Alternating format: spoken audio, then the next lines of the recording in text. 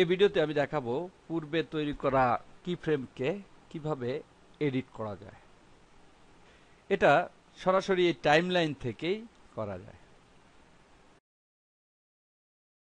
এই টাইমলাইনে দুইটা কিফ্রেম রয়েছে, প্রথমে এই একটা এবং এখানে একটা। প্রথমে আমি অ্যানিমেশন করে দেখাই। দেখতে পাচ্ছি এভাবে অ্যানিমেশন হচ্ছে। যদি এই অ্যানিমেশনটাকে আরো দ্রুত করতে চাই, অর্থাৎ যে সময়টার মধ্যে অ্যানিমেশনটা হচ্ছে একই অ্যানিমেশন আর একটু দ্রুত হবে, সেজন্য এখান থেকে টাইমলাইনটা এখানে ক্লিক করে জাস্ট ড্রাগ করে মুভ করে নেওয়া যাবে। আমি ক্লিক করে ড্রাগ করে এখানে নিয়ে ছেড়ে দেই। প্রথমে যাই, ক্লিক করি, দেখতে পাচ্ছি অ্যানিমেশনটা খুব দ্রুত হচ্ছে, কারণ আমি এখানে একই অ্যানিমেশন কিন্তু সময়টা অনেক কমিয়ে দিয়েছি। এভাবে কোনো অ্যানিমেশনকে দ্রুত করার জন্য সময়টা কমিয়ে দিতে হয়। আবার যদি এটাকে স্লো করতে চাই, অর্থাৎ অ্যানিমেশনটা আরও স্লো হবে, সেক্ষেত্রে আমি এটাকে ক্লিক করে ড্রাগ করে সবার শেষে নিয়ে বসাই, অর্থাৎ 6 সেকেন্ডে নিয়ে বসাই এবং প্রথমে যাই, এখান থেকে অ্যানিমেশন করাই। দেখতে পাচ্ছি অ্যানিমেশনটা খুব স্লো হচ্ছে। এভাবে অ্যানিমেশনকে স্লো করার জন্য সময়টাকে কমিয়ে বাড়িয়ে দিতে হবে। আবার এখান থেকে এটাকে 3 সেকেন্ডে নিয়ে যাই। নিচে দেখতে পাচ্ছি যখন আমি এটাকে মুভ করছি তখন এর ভ্যালুটা দেখাচ্ছে। আমি ভ্যালু দেখে দেখে এখানে 3-এ বসিয়ে দিলাম।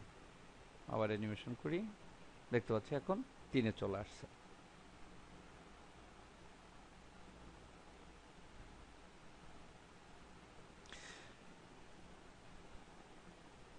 এখান থেকে এই কি ফ্রেমের ভ্যালুটাকেও পরিবর্তন করা যাবে, অর্থাৎ কি ফ্রেমে এখানে যেভাবে আমি যতটুকুন জায়গা নিয়ে এসেছি মুভ করে, এটাকে পরিবর্তন করা যাবে।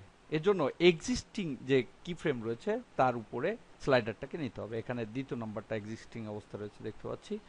এর উপরে স্লাইডারটাকে নেই, দেখতে পাচ্ছি এর উপরে স্লাইডারটা চলে গেল। আমি এখানে